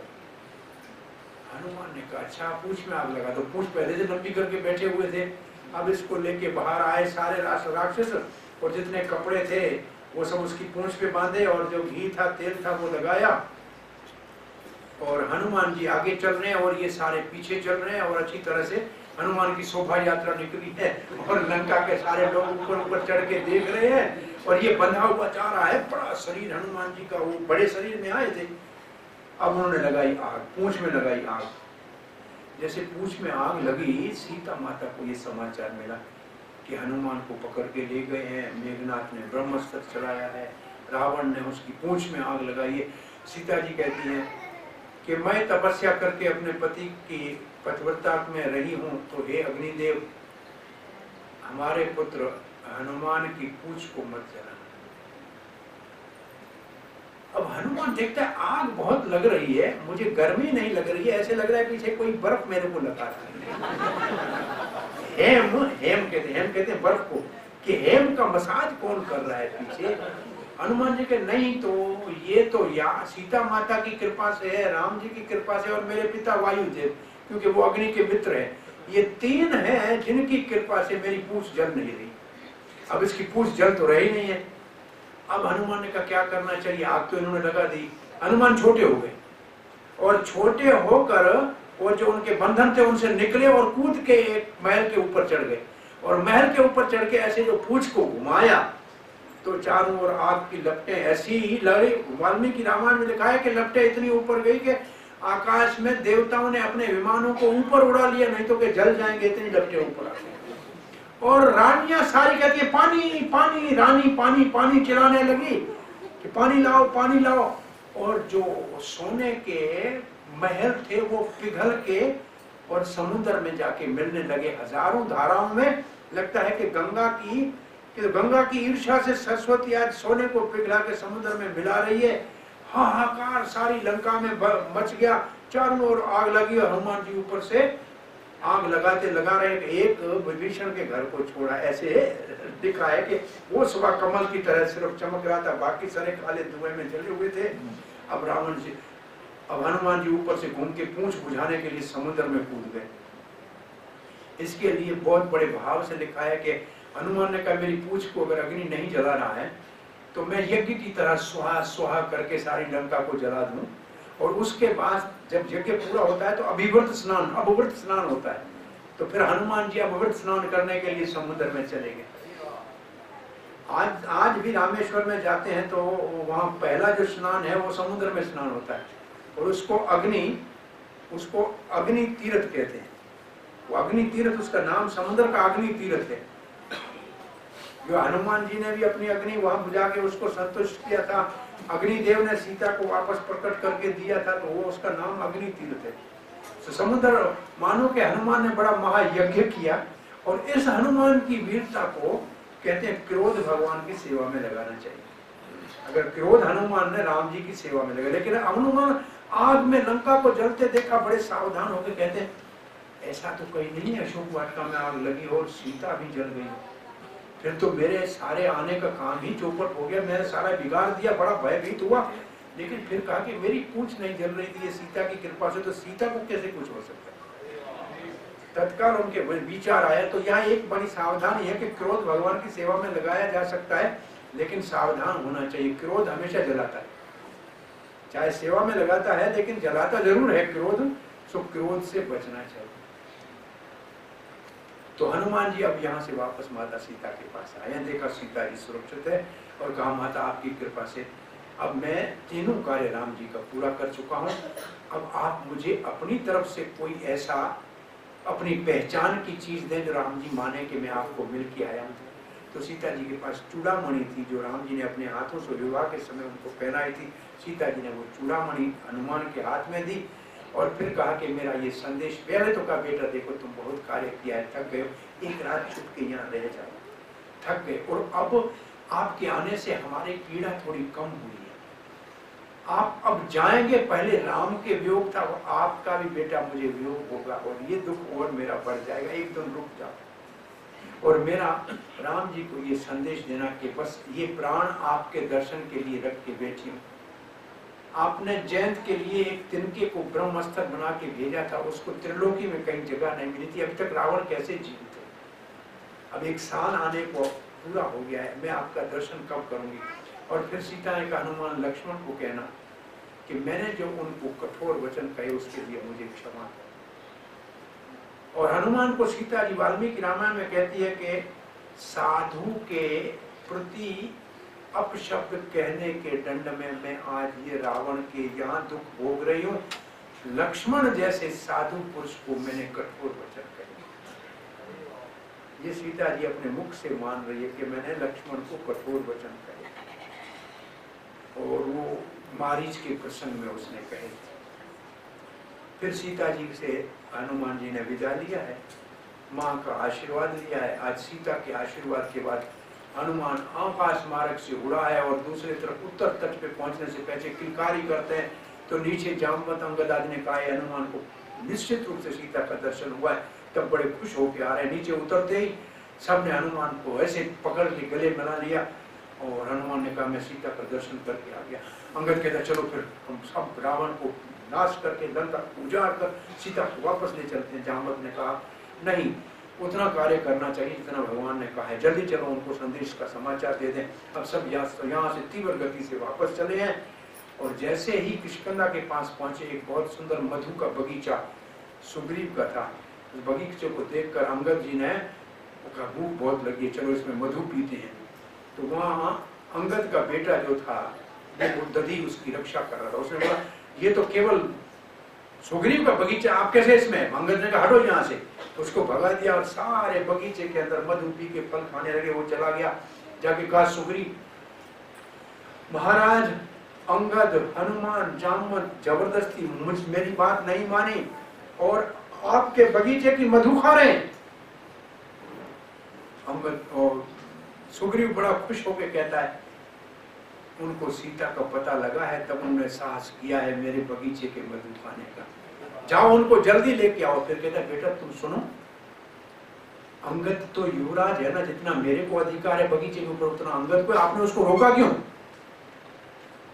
ये बहुत बड़ी बात सुग्रीव ने कही। और वहां दधी ने वापस आके कहा मैंने गलती की, आपको रोका, अंगद मुझे क्षमा करो। अंगद कहता है आपको यहाँ अगर सुरक्षा के लिए रखा है तो हमको आपकी आज्ञा का पालन करना था, हमने अतिक्रमण किया, हमको क्षमा करो। उसने बोला ये क्षमा याचना की बात छोड़ो, जल्दी चलो, आपका दर्शन करना चाहते हैं सुग्रीव जी।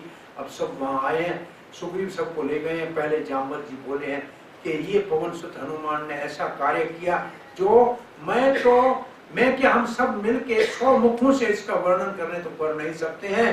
और ये सीता की सुधि लाया है। तो अब हनुमान जी बोलने के लिए कैसे बोले राम जी से, उनको चिंता हो गई।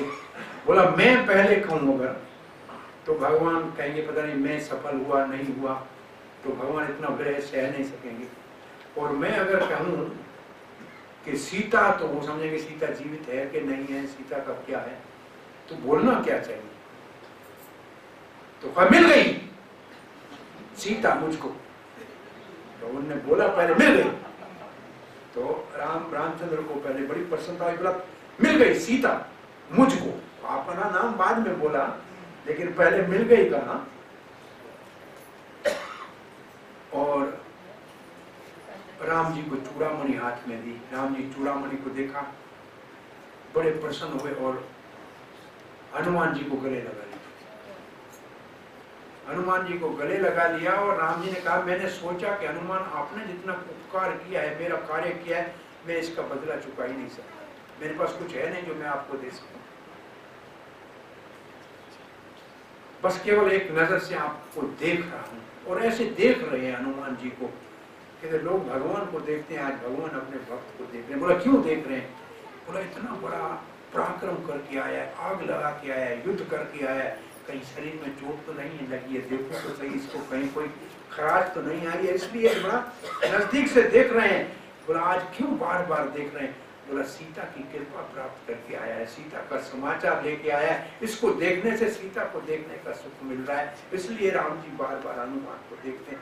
ये भगवान के अवलोकन को देखने को आचार्य ने बहुत 5, 7, 8 इसके विभाग बताए हैं कि भगवान कैसे प्रेम से देख रहे हैं। फिर हनुमान को गले लगा लिया।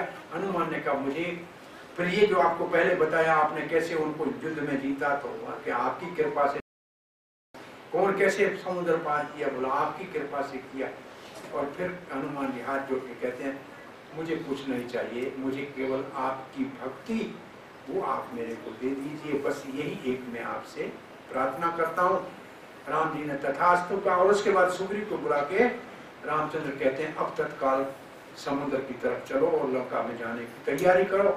और फिर कहा कि इस वक्त जो मुहूर्त है दोपहर को, ये विजय मुहूर्त है, इस मुहूर्त में यहाँ से प्रस्थान करेंगे। नल और नील को कहा आप उस रास्ते से चलना जिसमें पानी हो, फल फूल हो, क्योंकि राम जी की आर्मी दुनिया में 0 बजट आर्मी, जिसको न तो वस्त्र चाहिए, न अस्त्र शस्त्र चाहिए, न घर रहने को चाहिए। वो पेड़ के ऊपर रहते हैं, पत्थर मारते हैं, वो कुछ नहीं पहनते हैं। ऐसी आर्मी दुनिया में आज तक किसी। और भगवान है राम, इसका क्या प्रमाण है? बोला आप 5 बंदर को संभाल के दिखाओ। आपको 5 बंदर देते हैं और यहाँ असंख्य बंदरों को संयम में रखना कितनी बड़ी भगवता नहीं है। तो और क्या है, एक बंदर संभालना मुश्किल है, तो बंदर तो क्या बच्चे संभालना मुश्किल हो।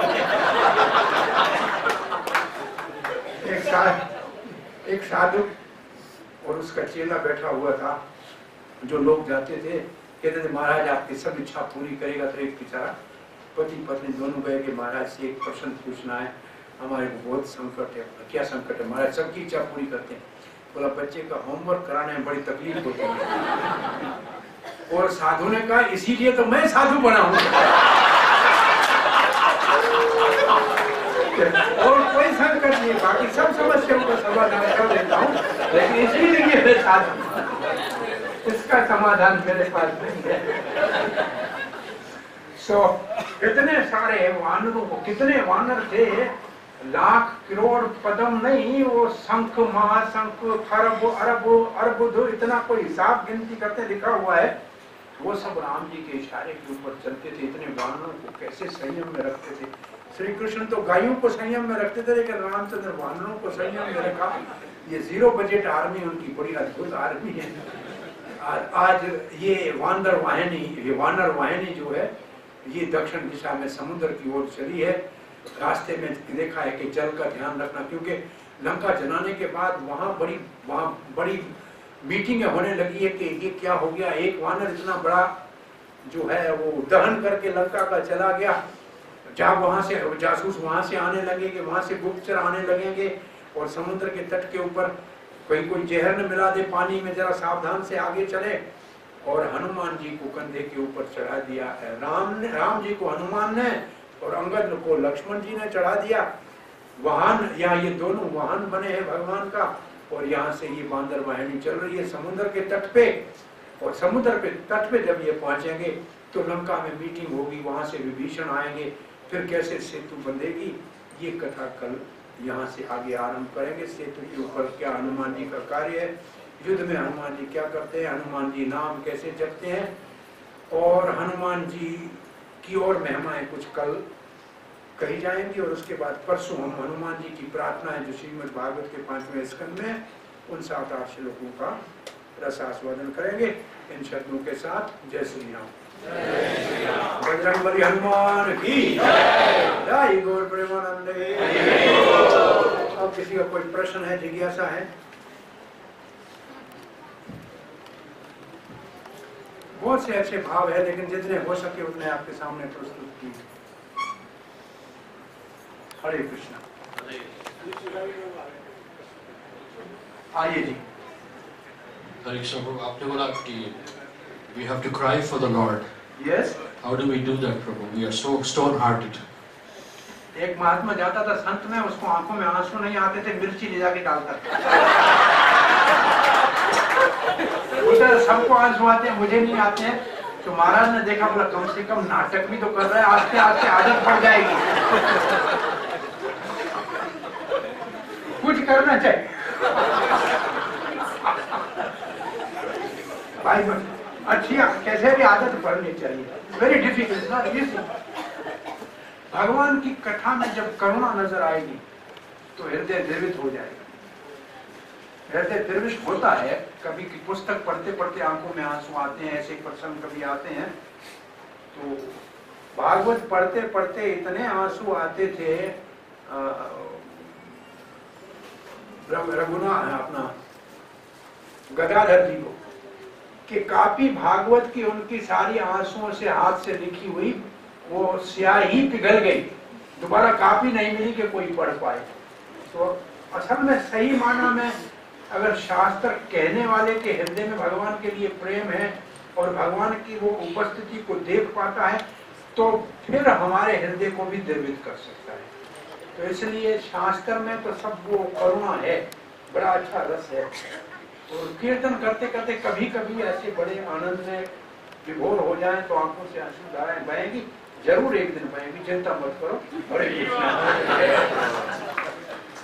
श्री प्रभुपाद की जय। बहुत बहुत धन्यवाद। बोलिए बोलिए। हरे कृष्ण। हाँ जी प्रभु, इस बालकांड, सुंदरकांड ये बहुत अच्छे लगते हैं। घोटाला कांड मैं तुलना नहीं कर रहा हूँ, पर जब हम अभी 21वीं सदी में आ गए हैं, जी हाँ, तो एक अच्छा सा यंत्र मिला है जिसको स्मार्टफोन कहते हैं। हाँ हाँ। तो स्मार्टफोन में कमाल का चीज है जो डिलीट बटन है। तो जो भी फाइल हमें जरूरतमंद नहीं है वो फाइल हम वो बटन दबाने से डिलीट कर सकते हैं। अब रही हमारी बात, जब हम अर्च विग्रह के सामने खड़े हो जाते हैं और आंख बंद करके नमन करते हैं, तो हमारी सारी पुरानी फाइलें हमारी आंखों के सामने झूमने लगती हैं। तो यहाँ भी कोई ऐसा डिलीट बटन है?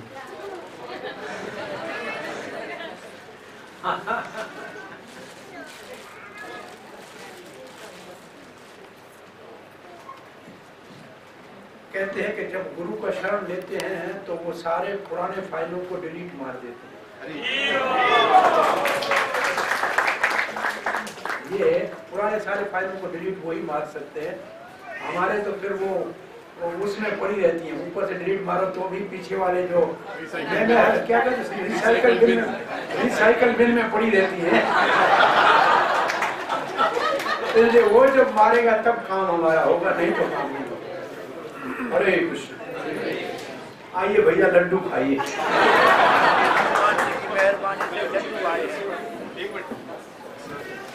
हरे कृष्णा। इसलिए सार्वभौम प्रभु जी की जय, श्रील प्रभुपाद की जय। नमस्ते नरसिंहाय, नमस्ते नरसिंहाय, प्रभात नाद गाए, प्रभात नाद गाए, काशी पुरुष